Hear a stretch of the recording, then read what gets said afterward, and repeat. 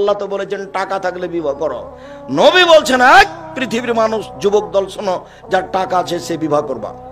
টাকা যদি না থাকে তাহলে রোজা থাকো, রোজা থেকে থেকে থেকে যৌবন ধ্বংস করে দাও, বিবাহ করিও না। বিবাহ করলে কি লাগবে? টাকা লাগবে। এই কথা মেয়ের বাপকেও আল্লাহ নবী বলেননি, আল্লাহ বলেননি, মেয়েকেও বলেননি। আল্লাহে, আল্লাহর কসম, আল্লাহর কসম, আমি আব্দুর রাজ্জাক বিন ইউসুফ আলহামদুলিল্লাহ কোরআন হাদিস মোটামুটি ভালোই বুঝি, আর আমি খুব দক্ষতার সাথে পড়ানোর চেষ্টা করি।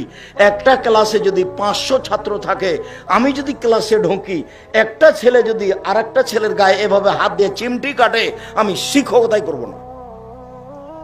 আমি যতক্ষণ ক্লাসে থাকি ততক্ষণ ওটা কিয়ামতের মাঠ। এর পরেও আমি বলছি, আমি টুটা ফাটা যেটুকু কোরআন হাদিস বুঝি, তাতে মেয়ের বাপের 10